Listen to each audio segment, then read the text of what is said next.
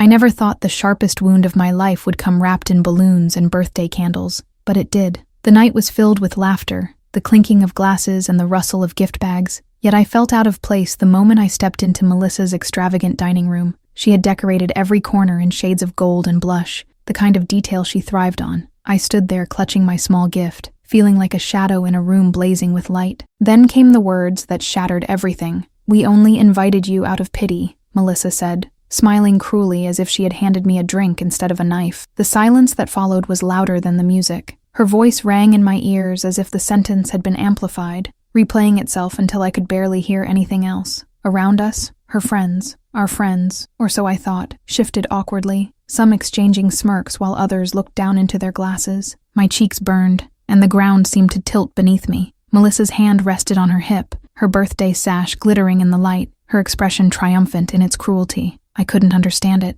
We had been inseparable for most of our lives, sisters in spirit, or so I had believed. And now, in front of everyone, she had reduced me to an uninvited guest masquerading as a friend. I managed to force out a shaky laugh, hoping, praying, that maybe she was joking, but the laughter died before it even reached my lips. The room was suffocating, heavy with judgment, with whispers disguised as sips of champagne. Melissa leaned closer, her perfume overwhelming, and whispered just loud enough for the others to hear, "Don't look so shocked, Karen. You should have known." That was the breaking point. My throat tightened with humiliation, and I excused myself clumsily, nearly tripping over someone's chair as I headed toward the door. Every step away from that table felt like a sprint toward survival. The cool night air hit me like salvation, though my chest was still burning from the humiliation. I leaned against the brick wall outside, clutching my small, neatly wrapped present, a book Melissa had once said she wanted, but never bought for herself. Now, holding it felt ridiculous, pathetic even. I wanted to throw it into the trash bin on the curb, but my hand wouldn't move. My fingers trembled as tears threatened, but I swallowed them back with the kind of stubbornness that had kept me standing in other storms. Still, nothing had ever felt quite like this. Being told by the person I trusted most that I was nothing but a burden, a pity invite to her golden world.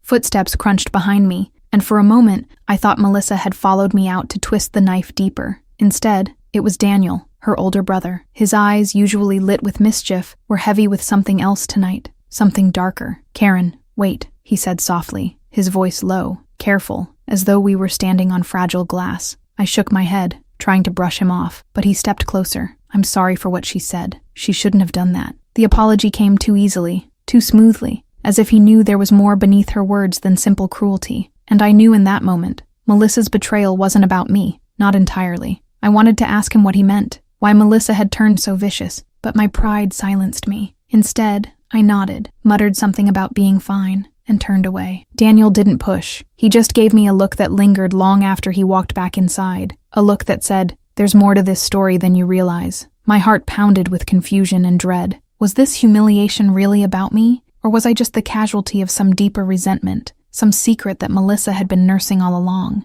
As I walked home under the glow of streetlights, clutching the unwanted gift against my chest, my mind replayed Melissa's smile, sharp and cold, so unlike the girl I had once shared secrets with under summer stars. Questions swirled violently. Why now? Why in front of everyone? Why the word pity, of all words? The one that dug deepest into my fears of being invisible, forgettable, unworthy. Something inside me shifted that night, a fragile piece of trust breaking away forever. And though I didn't know it yet, Melissa's words were only the beginning of a story that would unravel everything I thought I knew about her, her family, and even myself. The next morning, sunlight streamed through my curtains, but it felt harsh, unforgiving, like the world was mocking me for daring to wake up after such humiliation. I sat at my small kitchen table, staring at the untouched coffee that had gone cold, trying to piece together when exactly my friendship with Melissa had begun to unravel. For years, we had been inseparable. Two girls navigating the mess of adolescence together, promising to never let life pull us apart.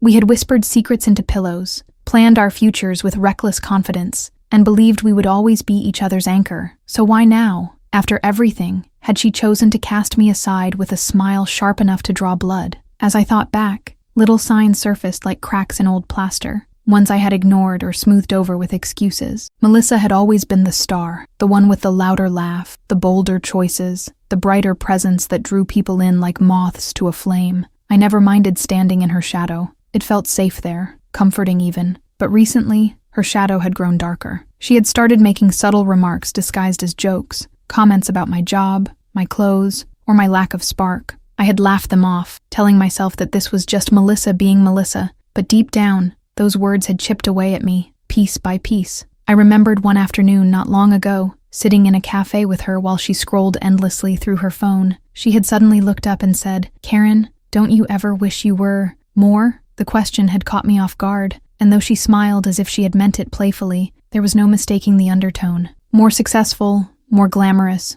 more desirable, just more. I had brushed it off, changed the subject, but the sting had lingered. Now her words at the party made that moment feel like a rehearsal, like she had been preparing to cut me loose for some time. As I sifted through these memories, anger began to simmer beneath the pain. It wasn't just that she had humiliated me, it was that she had done it so deliberately, in front of the very people who had once been our shared circle. What had she gained from tearing me down? What had she hoped to prove? I thought of the way Daniel had looked at me outside the party, the sorrow in his eyes, the weight of something unsaid. There was a secret here, one Melissa was hiding behind her cruelty, and I couldn't shake the feeling that her attack on me was a distraction from something bigger. The cruel irony was that I had always believed Melissa to be the one person I could trust implicitly. When my parents divorced, she had been the one to sneak me out for milkshakes, telling me that family wasn't just blood, it was choice. When I lost my first job, she had been the one to remind me that I was more than a paycheck, that I mattered. And when I had cried myself to sleep after a painful breakup, she had stayed up all night beside me, holding my hand until I finally drifted off. Those moments weren't illusions, they were real, which made her betrayal feel even sharper, like being poisoned by the water you once drank for survival. The truth I was beginning to accept was that Melissa had always needed control. She had to be the one admired, envied, adored. Perhaps my presence, my quiet loyalty, my willingness to stand by her, had once served her, but something had shifted. Maybe she now saw me as a reminder of things she wanted to escape, or maybe she feared I knew too much. Either way, the balance of our friendship had been broken, and she had chosen to end it not with honesty, but with spectacle. And yet, why had Daniel's eyes held so much guilt, as though the cruelty hadn't been Melissa's alone? That question haunted me. As I sat in my kitchen, the untouched gift still on the table beside me, I realized this wasn't simply about a ruined friendship. It was about identity, about being told by the person who knew me best that I was unworthy. But beneath the humiliation, there was a flicker of something else, determination. If Melissa wanted me erased, pitied, forgotten, I couldn't allow her to win so easily. I had to uncover the truth behind her cruelty, to understand what lay beneath her glittering smile. And though I didn't know it yet, the path ahead would unravel more than just our friendship. It would unearth secrets buried so deeply, they would change everything I thought I knew about myself. The following days dragged by, each one thick with unanswered questions that weighed on me like lead. I couldn't escape the echo of Melissa's voice at the party, her words cutting through every moment of quiet. But what haunted me more was the way the others had reacted. Not shocked, not indignant, but almost complicit. Their silence had been deafening, their eyes darting away as if they knew something I didn't. It was that detail, more than Melissa's cruelty itself, that kept me awake at night. Why had none of them defended me? What secret tethered them all together, excluding me? I decided to reach out to Rachel, one of our mutual friends from college, who had been at the party. She had always been kind to me, the sort who noticed when you were too quiet in a room and tried to draw you out. I called her, my hands trembling slightly as I held the phone to my ear. When she answered, her voice was strained, almost cautious, as if she had been expecting this moment but dreaded it. I asked her directly why she hadn't spoken up when Melissa humiliated me, why she had just stood there like a statue. There was a pause, too long to be casual, before she sighed heavily and whispered, "Karen, it's not what you think." Her words sent a shiver down my spine, because they confirmed what I already suspected. There was more beneath the surface. I pressed her, desperate for answers, but Rachel grew evasive. "It's complicated," she said softly, "and it isn't my place to explain." When I demanded to know what she meant, she finally added, "You should talk to Daniel. He knows. He's the one who can tell you everything." Then, before I could ask another question, she ended the call. I stared at my phone, stunned and frustrated, my heart pounding with the urgency of a truth that remained just out of reach. Daniel. The name repeated in my mind like a drumbeat. I remembered his expression outside the party, the guilt, the hesitation, the way he had wanted to speak but hadn't. Why him? Why would Melissa's brother, of all people, be the one holding the missing piece of this puzzle? Unless what had happened wasn't Melissa's cruelty alone, but something tangled in family secrets, in histories I had never been privy to. My stomach churned at the thought. The realization that my humiliation might not just be personal, but part of something far larger made my skin crawl with unease. For 2 days, I wrestled with whether or not to call him. Part of me feared what I would uncover, feared that the betrayal would cut even deeper than Melissa's words had already managed. But silence was worse. Silence meant accepting Melissa's version of reality, that I was nothing, that I didn't belong. Finally, with a shaking hand, I dialed his number. When he picked up, his tone was cautious, subdued. "Karen," he said, as though he had been expecting me. My breath caught in my throat, but I forced myself to ask, "What is going on? Why did Melissa do that? What are you all hiding from me?" There was a long silence on the other end, the kind that seemed to stretch endlessly before Daniel finally spoke. "Karen, this isn't about pity, and it's not about you not belonging. It's about something Melissa doesn't want you to know, something she's terrified will come out." My heart pounded so hard, I thought he might hear it through the phone. I demanded to know what he meant, but his voice faltered. "It's not my story to tell, but I will tell you this much. The way she treated you wasn't about you. It was about her fear. And if you want the truth, you'll have to look deeper. Start with your past, not hers." His words were maddeningly vague, and yet they hit me with the force of revelation. My past? Why would my past matter here? Melissa and I had grown up together, shared everything, or at least I had thought we had. Could it be that something about me, something I didn't know, was at the heart of her cruelty? I hung up the phone shaken, confused, and burning with determination. If Melissa thought she could bury me under humiliation, she had underestimated me. I was going to dig until I unearthed the truth, no matter how painful it might be. And deep down, I already sensed that once I found it, nothing in my life would ever look the same again. The night after my conversation with Daniel, I couldn't sleep. His words kept circling in my head, gnawing at me, leaving me restless. Start with your past, not hers. It felt cryptic, almost like a warning rather than advice. But the way he had spoken, the weight in his voice, told me it wasn't just a casual comment. It was a door he had hinted at, one that I wasn't supposed to open. And yet, the more I resisted the urge, the more unbearable the silence became. By dawn, I knew I had no choice but to start digging, even if what I found would change everything I thought I knew about myself. The first person I thought to reach out to was my mother. She had always been guarded about certain parts of our family history, and whenever I had asked questions as a child about my grandparents, about the years before I was born, she would change the subject with a tight smile. At the time, I assumed it was just grief or discomfort. But now, those evasions felt suspicious, deliberate. So I drove to her house that morning, rehearsing the questions in my head, trying to summon the courage to confront her without backing down. The truth felt close enough to taste, and yet bitter already on my tongue. She greeted me with her usual warmth, offering coffee and asking how I'd been. I almost broke down then and there, but I forced myself to stay steady. I told her about the party, about Melissa's words, about the way Daniel had pointed me back to my own past. My mother's smile faltered, just slightly, but enough for me to notice. She sat down across from me, her hands clasped tightly, her knuckles white. For a moment, I thought she might deny everything, laugh it off as paranoia. Instead, she whispered, "Karen, there are things I never wanted you to know, things I thought I could protect you from forever." Her voice trembled, and my chest tightened as a flood of emotions surged through me. Fear, anger, confusion. "Protect me from what?" I demanded, my voice sharper than I intended. She hesitated, glancing at the window as if afraid someone might be listening. "It wasn't pity that brought you into their lives," she said finally. "It was obligation. You weren't supposed to be a part of that family at all, not in the way you think." My breath caught, and for a heartbeat the world seemed to tilt sideways. "What do you mean?" I asked, my throat dry. She closed her eyes, her face etched with sorrow, but she said nothing more. The silence was unbearable. I pressed her harder, but the only response I got was a broken whisper. "If you go looking for answers, Karen, be prepared for them to break you."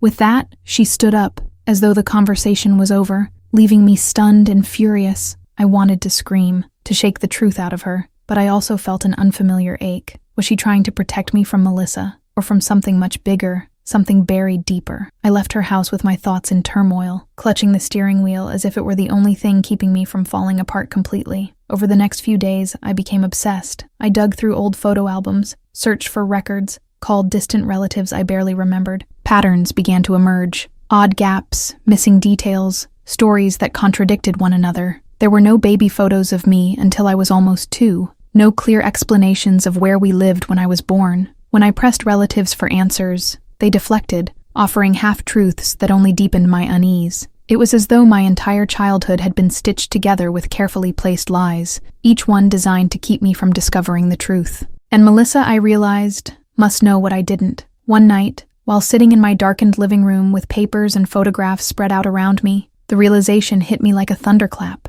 Melissa's cruelty, her insistence that I didn't belong, it wasn't random spite. It was rooted in this very secret, one she knew, but I did not. And if Daniel had told me to start with my past, it meant that whatever tied us all together was not about Melissa's jealousy or insecurities, but about me. I was the secret. I was the fracture in the story everyone else had agreed to keep hidden. And that realization terrified me more than anything Melissa had ever said aloud. The box was tucked away in my mother's attic, buried beneath years of dust and forgotten belongings. I found it late one evening after convincing her to let me help reorganize the old storage. She thought I was just trying to declutter, but I had only one goal: find proof of what she refused to say. My heart pounded as I pulled the faded cardboard box toward me, the flaps worn and brittle. Inside were old photo albums, yellowed letters, and random trinkets from decades past. I almost gave up when a loose photograph slipped from between the pages and fluttered to the floor. When I picked it up, my entire body went cold. It was a picture of Melissa's parents, Richard and Eleanor, holding a baby. Their smiles were wide, almost too wide, and their joy practically leapt from the image. But it wasn't Melissa in their arms. It was me. My face, unmistakably mine even as an infant, stared back at me. For a moment, the attic spun, the air too thick to breathe. Why would they have a picture holding me like their own child? Why had I never seen this photo before? My hands trembled as I turned it over, praying for some explanation. On the back, written in elegant cursive, were the words, "Our little girl, Karen, 1992. The world collapsed around me in that instant. My mother had said I wasn't supposed to be part of that family in the way I thought. But this was something darker. If Melissa's parents had claimed me as their child, then what did that make me? My mother's role in my life suddenly became blurred, unstable. Was she even my real mother? Had I been lied to my entire life, raised under a web of stolen identities and forced silence? I sat there in the attic, gripping that photo like it was the last anchor to my reality, but it felt more like a key to a door I wasn't ready to open. I wanted to march downstairs and demand answers from my mother immediately, but my body wouldn't move. I was paralyzed,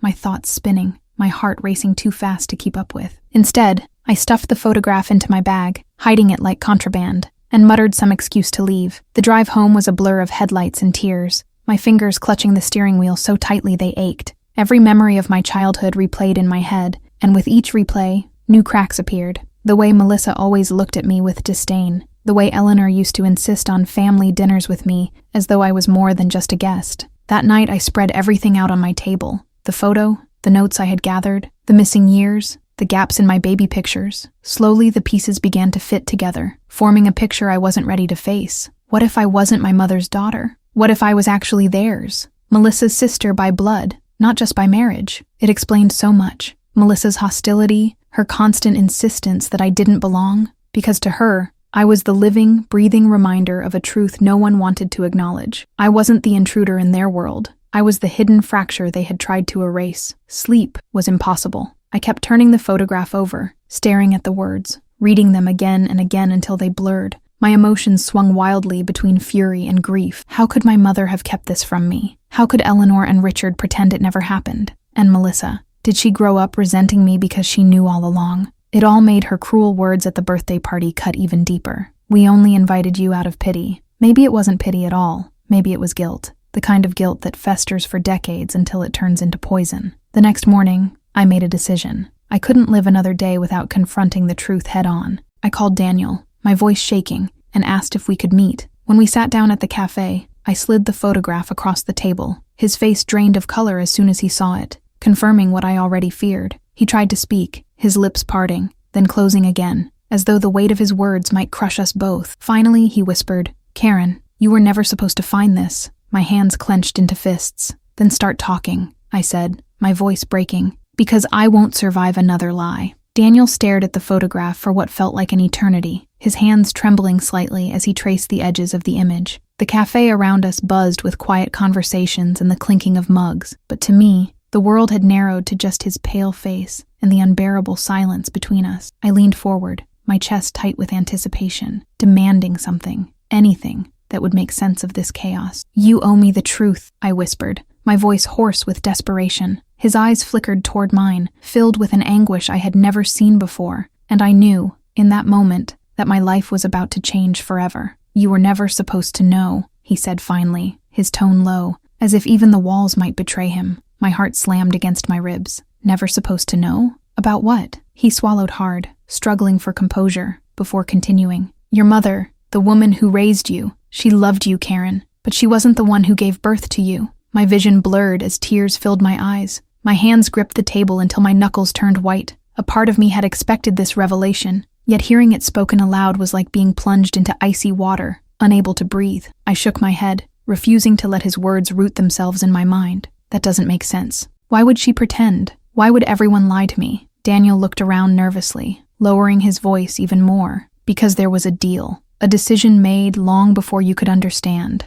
Eleanor and Richard, Melissa's parents, had you first. But something happened. Something that forced them to give you up. Your mother stepped in, raising you as her own, and the truth was buried. He paused, his lips trembling. But it was never buried deep enough. His eyes glanced again at the photograph, his guilt too heavy to mask. I felt as though the air was being sucked out of the cafe. The floor seemed to tilt beneath me. All the memories I had clung to, the childhood I thought was mine, suddenly felt like a lie stitched together by desperate hands. My mother, the woman I had trusted with every fiber of my being, had hidden something so monumental. But why? Was it out of love, or something darker? I wanted to scream, to tear the truth out of Daniel piece by piece, but all I could do was whisper, "Tell me everything." My voice cracked, fragile, but edged with steel. He hesitated, his eyes searching mine for strength, as though afraid I would shatter under the weight of the story. "Eleanor, she wasn't supposed to have children," Daniel began slowly. "But then you came along. Unexpected. Miraculous." Richard was overjoyed.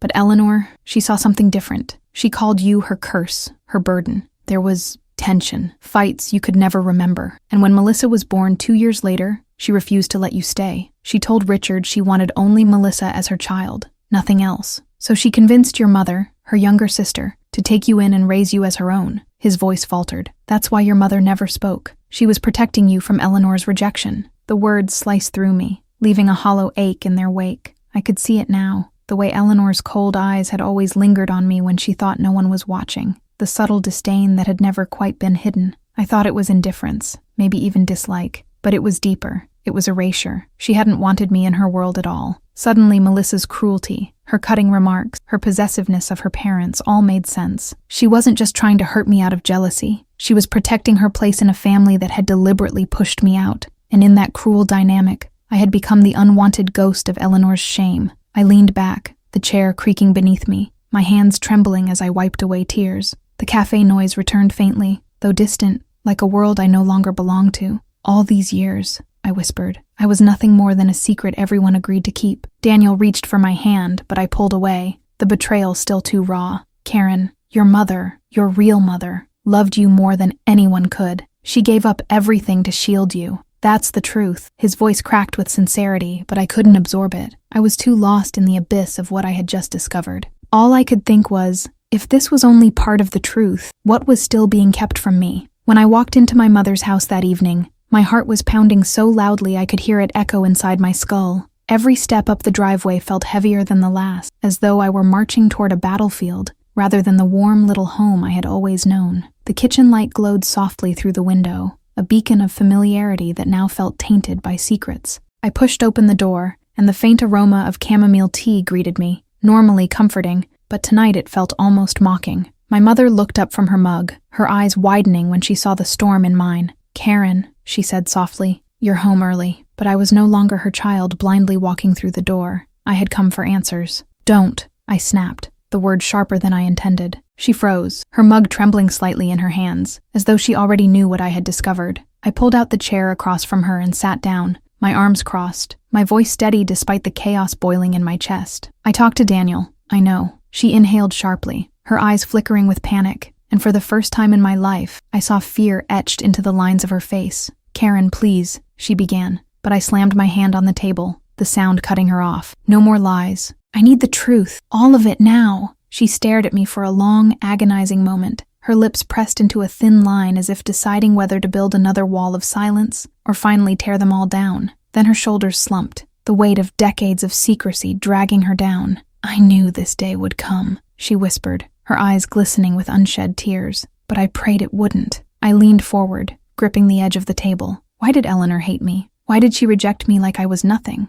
My voice cracked, the words both accusation and plea. My mother closed her eyes, as though bracing for an impact she couldn't avoid. You were never unwanted, she said finally, her voice trembling. Not by me, but by Eleanor. Yes, she clasped her hands tightly in front of her, knuckles white. Eleanor always saw life as a game of appearances. Her marriage, her wealth, her image, it all mattered more than love. When you were born, you weren't convenient. Richard wanted to keep you. He adored you. But Eleanor refused. She told him you would ruin everything she had built, that you would make her look weak, less perfect. And when Melissa came along, Eleanor used her as leverage. She gave Richard an ultimatum. It was either her family, as she defined it, or he would lose her entirely. He begged me to take you in. Her voice cracked under the memory. I couldn't say no. I couldn't let you be discarded like that. Her words hit me like a tidal wave, each sentence crashing against my heart. I wanted to hate Eleanor more than I ever had, but another part of me ached for the father I never truly knew. Richard, the man who had loved me, who had fought for me, but who ultimately caved to Eleanor's cruel demands. My mother's eyes filled with tears as she reached across the table for my hand.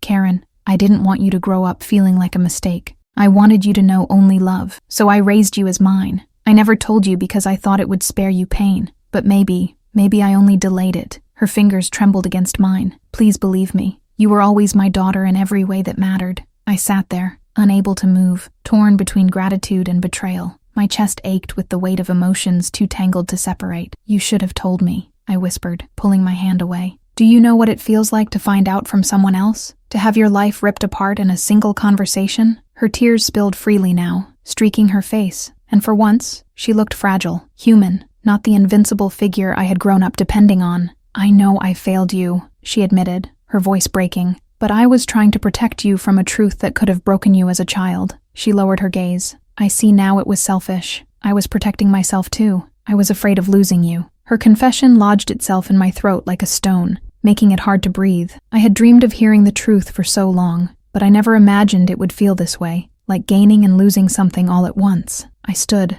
my chair scraping against the floor, needing distance before I drowned in the emotions swirling between us. I don't know what to do with this, I said, my voice barely more than a whisper, but I can't sit here pretending it's okay. I need time. She nodded silently, her tears dripping onto the table. And for the first time in my life, I walked away from her not as her daughter, but as someone she had wronged. As I closed the door behind me, one thought haunted me. If Eleanor had hated me enough to erase me, what other truths had been buried under her silence? The next morning, I drove to Eleanor's house with my stomach twisted in knots, every mile dragging me closer to the storm I could no longer avoid. Her mansion loomed ahead, cold and immaculate. The kind of place that screamed power and control, but offered no warmth. I parked at the curb, gripping the steering wheel so tightly my knuckles ached, forcing myself to breathe. This was it. The moment I would no longer be the silent shadow in her world. I was going to demand answers, face to face. With trembling hands, I rang the bell, and when the door opened,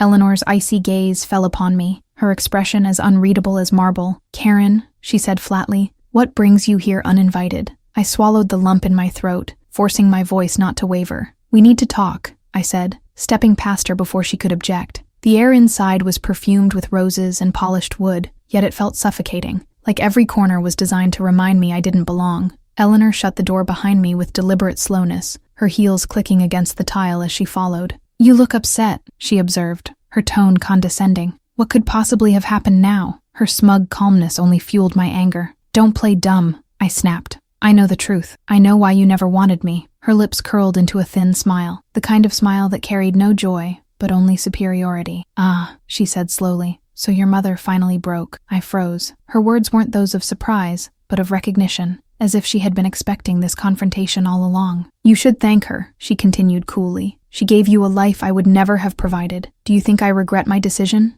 No. I built the life I wanted, without interference, without shame. You were a complication I didn't need. Her cruelty was so casual, so deliberate, it left me momentarily breathless. How could you? I demanded, my voice cracking under the weight of disbelief. I was a child. Your own blood. What kind of person looks at an innocent baby and sees nothing but inconvenience? My words echoed against the high ceilings, sharp and desperate. Eleanor tilted her head, her eyes narrowing as though she were studying an insect beneath glass. The kind of person who refuses to be weak, she replied coldly. Do you know what weakness costs, Karen? It costs everything. I wasn't going to let sentiment chain me down. Melissa was my future. You were a liability. Each syllable was like a blade, slicing away at the fragile remnants of hope I hadn't realized I still carried. Rage coursed through me, hot and unstoppable, drowning out the fear I had carried for so long. A liability? I hissed. You destroyed me. Do you even understand the scars you left? I grew up believing I wasn't enough, that something about me was broken,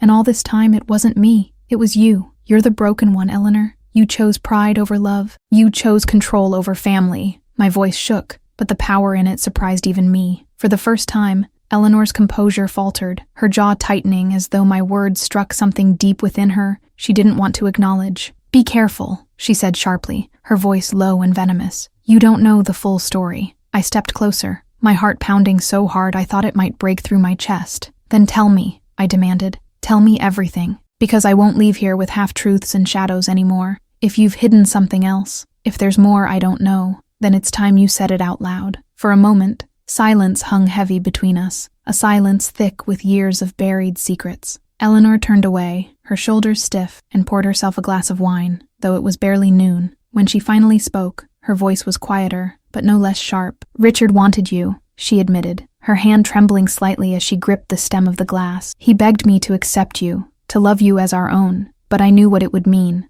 I knew it would ruin everything I had built, my image, my marriage, my future. So I forced his hand. I told him if he wanted me, he would never acknowledge you, and he agreed. He chose me over you. The words pierced deeper than any insult she could have thrown. My breath caught in my throat. My father hadn't simply failed me, he had chosen to. I staggered back, her confession knocking the air out of me. For years I had told myself Richard had been powerless, a victim of Eleanor's manipulations, but now the truth stood raw before me. He had chosen her, chosen comfort and reputation over his daughter. I felt the room spin as anger, grief, and betrayal tangled violently inside me. Eleanor sipped her wine and smirked, as though satisfied with the devastation she had unleashed. Now you know, Karen, she said coolly. You weren't abandoned by accident. You were sacrificed. Her words settled like poison in my veins, and in that moment, I knew I could never look at either of them, Eleanor or Richard, the same way again. I walked out of Eleanor's house with my chest heaving, the words she had thrown at me still burning in my ears.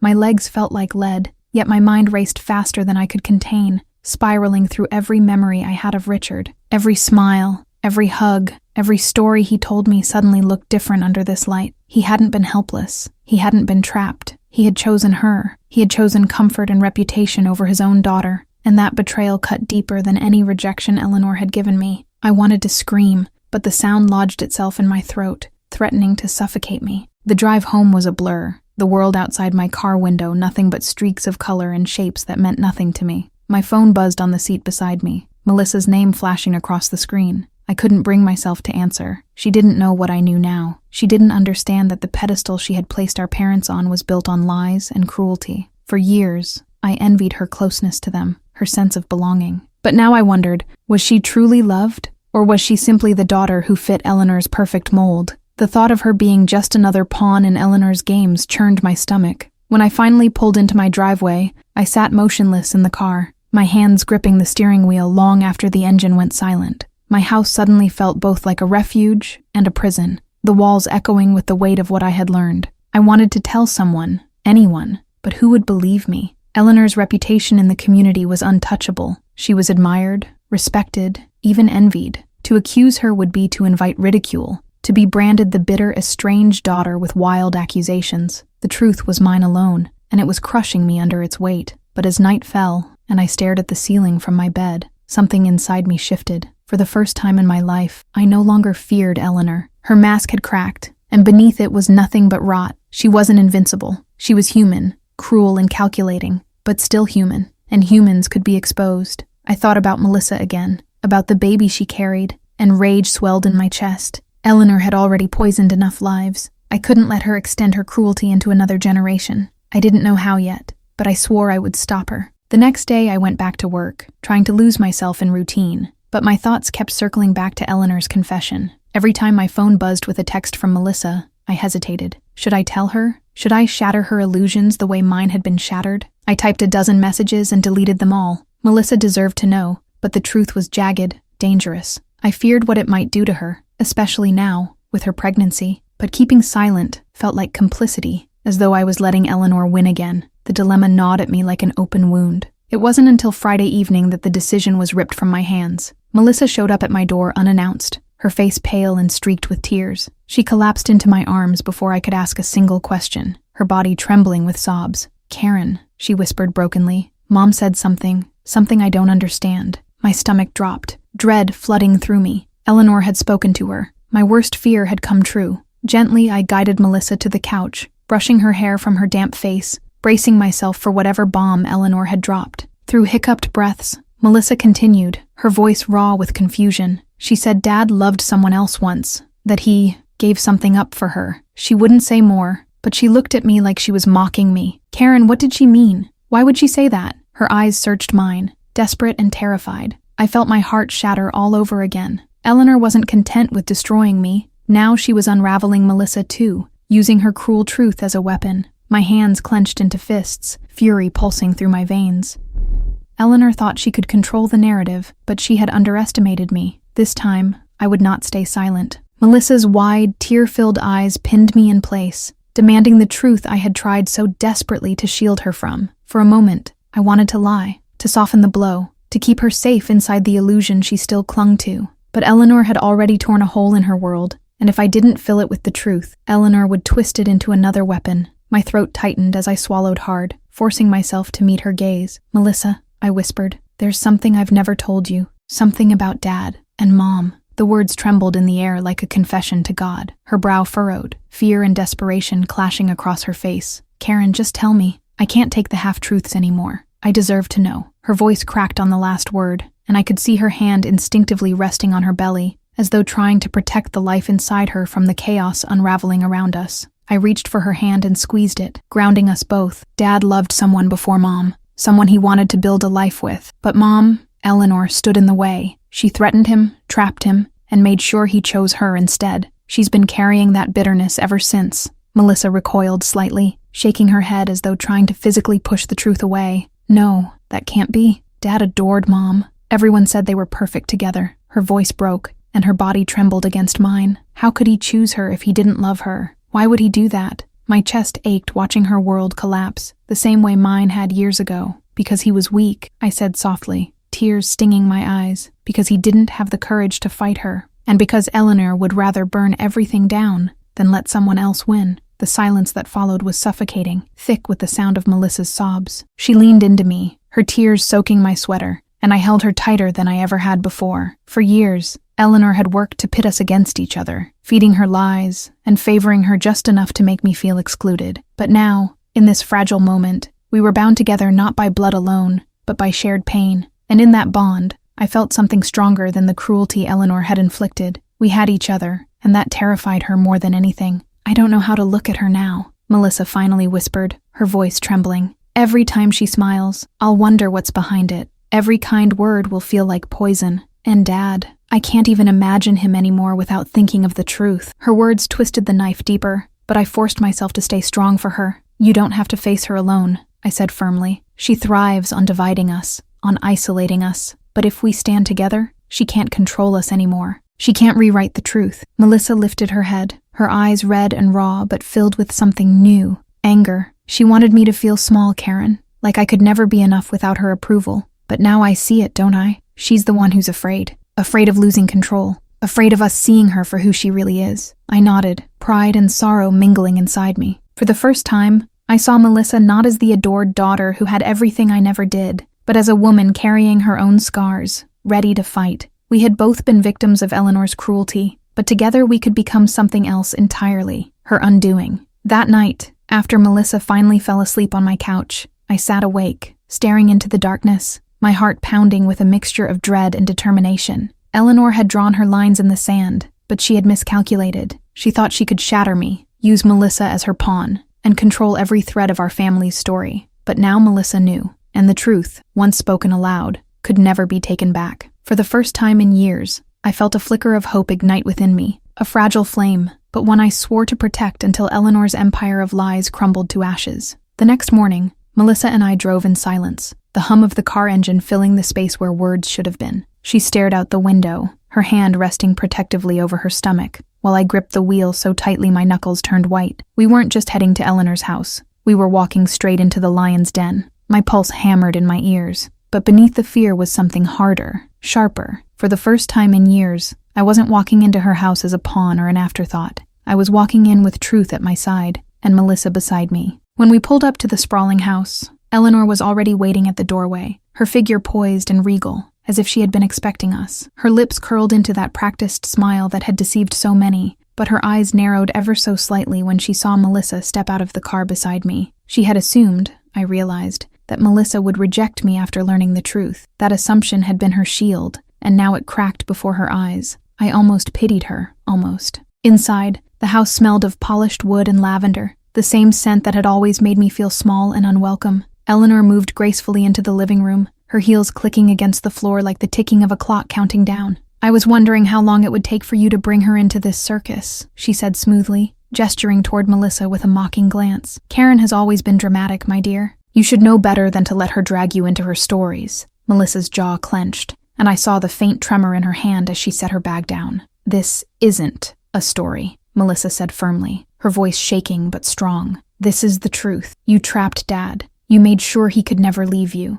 and you poisoned everything with your bitterness. You've been controlling us, pitting us against each other, feeding us lies. But it ends now." Eleanor's smile froze, her eyes flashing like a predator cornered. She tried to recover, to laugh, to wave it off as hysteria. But for once, her mask was slipping, and Melissa had seen behind it. I stepped forward then, closing the distance between us. "You built this world where only your version of the truth mattered, where Melissa was the golden daughter, and I was the shadow you could step on whenever you pleased. But you underestimated us. You underestimated me. And now your hold is broken. She knows. I know. And you can't unmake the truth, Eleanor. No matter how many lies you wrap around it, it's out." My voice was steady, louder than I thought possible, and for the first time, she had no quick retort. Her face hardened, all pretense melting away. "You think this little rebellion changes anything?" she hissed, her words sharp and venomous. "You think one night of whispered secrets makes you stronger than me? I have built this family, controlled every thread, every choice, every reputation. Without me, you are nothing. Both of you. Nothing." Her voice shook with fury, and her hands trembled at her sides. It was as if she had been waiting years to finally spit those words into the open, no longer caring about her polished facade. Melissa straightened, her voice low but cutting like glass. "If being nothing means being free of you, then maybe it's the best gift we've ever been given." The silence that followed was suffocating, heavy with the weight of truths finally spoken aloud. I saw it then, the tiniest flicker of fear in Eleanor's eyes, a crack in the foundation she had guarded so fiercely. For the first time, she wasn't the one holding the power. We were, and though I knew the battle wasn't over, I also knew this was the moment her reign began to crumble. A week later, Eleanor summoned the entire family to her house under the pretense of a family dinner. It wasn't unusual for her to host, but the invitation carried an edge, a command rather than a request. Melissa and I both knew it was a trap, a stage where she would try to reclaim her control and humiliate me in front of everyone. Still, Melissa insisted we go. "If we hide, she wins," she told me, her hand clutching mine. I agreed, though every instinct screamed at me to stay away. My stomach churned as we drove there, dread tightening around my chest. The house glowed warmly from the outside, its windows lit like golden eyes. Inside, cousins, uncles, and aunts were already gathered, their voices weaving together in soft laughter. For a moment, I felt like an intruder, as if the warmth didn't belong to me. Then Melissa slipped her arm through mine and whispered, "You belong here as much as anyone." Her words steadied me, but when Eleanor appeared at the top of the stairs, dressed in emerald silk and holding a glass of wine, the laughter around us seemed to dim, as though the air itself bent to her will. She descended with the grace of a queen, her smile sharp and deliberate. "Welcome, everyone," she said, her voice smooth as velvet, but heavy with authority. "Tonight we celebrate family, our loyalty, our unity." Her eyes flicked toward me with a spark of malice, but she didn't falter. Instead, she gestured for everyone to sit at the long oak table, where place cards had already been laid. Mine, of course, was at the farthest end, as if I were some distant relative barely worth acknowledging. Melissa, however, tore the card in half and sat beside me, her quiet rebellion burning brighter than words. Dinner began with forced politeness. Eleanor led every conversation, carefully guiding it toward her preferred topics, her charitable events, her influence in the community, her endless reminders of the family's image. I tried to stay invisible, pushing food around my plate, but then she struck, Setting down her glass, she said in a tone dripping with false sweetness, "Karen, dear, perhaps you'd like to share with the family how you've been spending your time. Melissa tells me you've been exploring stories again. We wouldn't want anyone to confuse fiction with reality." A ripple of laughter echoed down the table, and my face burned. I swallowed hard, my throat tight, but before I could reply, Melissa leaned forward, her voice clear and unwavering. "The only fiction here is the one Eleanor has been feeding all of you for years." The table stilled, forks hovering midair. Melissa's eyes scanned the room, landing on each face. "She's lied to us, twisted our lives to keep control. Dad was never the man she painted him to be. He didn't abandon us. He was trapped. And Karen wasn't the outsider Eleanor made her. She's family. She always has been." Gasps filled the air, chairs shifting as cousins exchanged confused glances. Eleanor's face turned stone-like, her composure cracking at the edges. "How dare you?" she spat, her voice losing its practiced calm. "You dare to disgrace me in front of my own family, to betray me like this? Everything you are, Melissa, everything you've been given, it's because of me. And you," she turned toward me with venom, "you don't belong at this table. You never did." The words hung heavy in the air, dripping like poison. For years they would have shattered me, but this time they didn't. I rose slowly from my chair, my voice trembling but firm. "You've told that story so many times you believe it yourself, but the truth is stronger than your lies, Eleanor. I belong here, not because you say so, but because I am part of this family whether you accept it or not. And Melissa sees it now. Others will too." Silence followed, and in that silence, I caught the flicker of uncertainty in the eyes of my cousins, my uncles, my aunts. Seeds of doubt had been planted, and Eleanor knew it. For the first time she looked small, her power slipping. The tension after that dinner could have split the walls of Eleanor's house. Though the evening ended with polite smiles and hasty goodbyes, I knew the storm had only just begun. Melissa and I left in silence, the sound of gravel crunching beneath the car's tires the only noise between us. She gripped the wheel tightly, her knuckles pale, her jaw clenched. Finally, she whispered, "She won't let this go, Karen. She'll come after you harder than ever now." I believed her. Eleanor had been humiliated, and humiliation, for someone like her, was a wound she would never allow to heal. The following days proved Melissa right. Subtle calls from relatives began to trickle in, some curious, some hostile. "What did you mean about Dad being trapped?" one cousin asked cautiously, while another demanded, "Why are you stirring trouble, Karen?" I tried to stay calm, but I could hear Eleanor's shadow in every question, her influence working to erase the doubt Melissa had planted. Still, I sensed something shifting. For the first time, people were questioning her narrative, and doubt, once born, was a dangerous thing. Eleanor could feel it too, and it terrified her. Late one night, as I was making tea, my phone buzzed with an unknown number. Against my better judgment, I answered. A deep male voice came through, low and urgent. "You don't know me, but I know Eleanor. You need to stop pushing, or things will get ugly." My breath caught, fear prickling my skin. "Who is this?" I demanded, but the line went dead. My hands shook as I set the phone down. It wasn't just gossip now. Eleanor had people working for her, willing to intimidate me into silence. But fear no longer rooted me in place the way it once had. Instead, it sparked something sharper, defiance. The very next day, Melissa came to me with a file folder, thick with papers she had dug out from her father's old office. "I found these," she said, her voice trembling with both fear and excitement. Inside were letters, bank statements, and a journal, evidence of years of financial manipulation and coercion. Eleanor had drained her husband's accounts, kept him legally bound, and even threatened him if he dared to leave. "She didn't protect the family," Melissa said, her eyes fierce. "She destroyed it."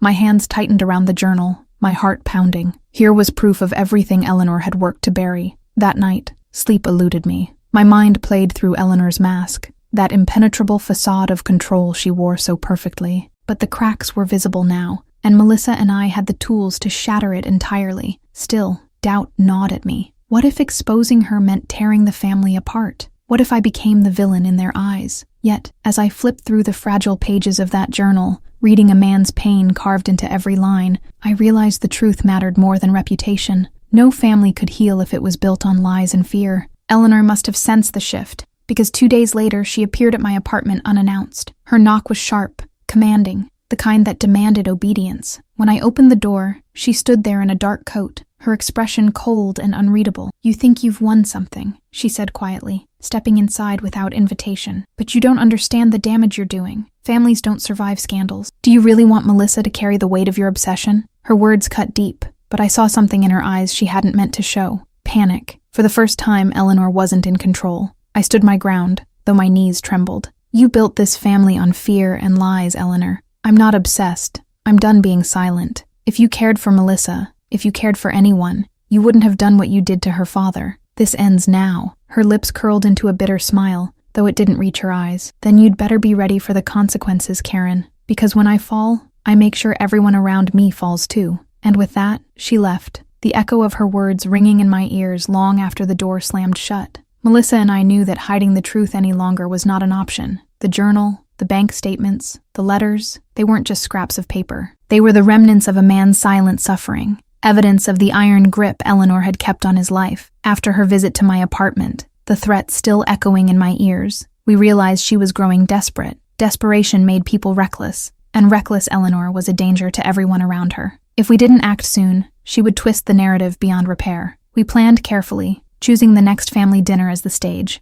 Eleanor believed gatherings were her territory, a space where she could command respect and admiration with every word and gesture. That arrogance would be her undoing. Are you sure about this? Melissa asked me the night before, her voice thick with anxiety. She'll do everything to humiliate us. I took her hand firmly. She already has. Now it's our turn to tell the truth. I said it bravely, though my stomach churned with dread. The dinner began as usual, with polished cutlery and polite laughter, though I could feel the tension humming beneath the surface like a current waiting to snap. Eleanor sat at the head of the table, her smile sharp and controlled, her eyes flicking toward me like a warning. Melissa stayed close, her hand occasionally brushing mine under the table, a silent reminder that I wasn't alone. Plates clinked, wine flowed, and conversations circled, but no one dared address the storm they sensed brewing. Everyone could feel it. Something was about to break. When the moment came, it wasn't dramatic at first. Melissa stood, her voice trembling but firm, holding the journal in her hands. I've stayed quiet for too long, she began. The room stilled, forks frozen in midair. Dad didn't die at peace. He suffered under control and manipulation,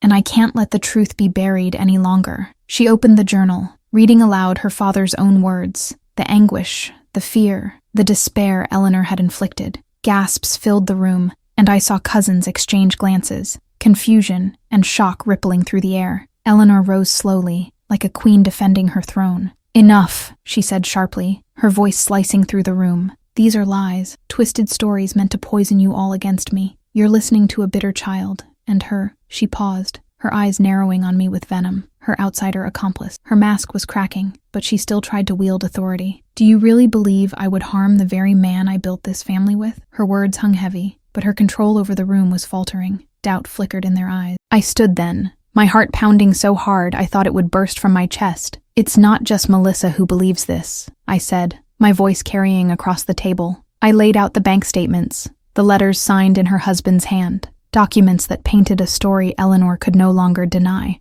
This isn't bitterness. This is truth. You've worn a mask for so long, Eleanor, but tonight it slips. For a moment, silence engulfed us all. Then, like a fragile wall crumbling, the family's murmurs turned against her. Eleanor's face blanched, and for the first time, her composure shattered. You don't understand, she whispered, her voice breaking with an edge of something I hadn't expected. Not just anger, but fear. Her hands trembled as she reached for the documents, as if tearing them apart could erase reality. I did what I had to. You don't know what he was capable of. The words struck like lightning, casting a new shadow over everything we thought we knew. Gasps rippled again, louder this time, and my blood ran cold. Eleanor's confession wasn't denial. It was something far darker, something we hadn't seen coming. The room froze after Eleanor's words. For the first time, her voice wasn't sharp or cruel. It trembled with something raw. You don't know what he was capable of. The sentence hung heavy, suffocating. Melissa clutched her father's journal, her face pale, while I felt the ground shift beneath us. We had braced for Eleanor's denial, but not for this. The suggestion that the man we had defended might not have been the saint we imagined. Eleanor leaned back, her poise collapsing. Your father, he had a temper, a darkness. Behind closed doors, he controlled me. The money you think I stole, I used it to protect you. Her words cracked like an overdue confession.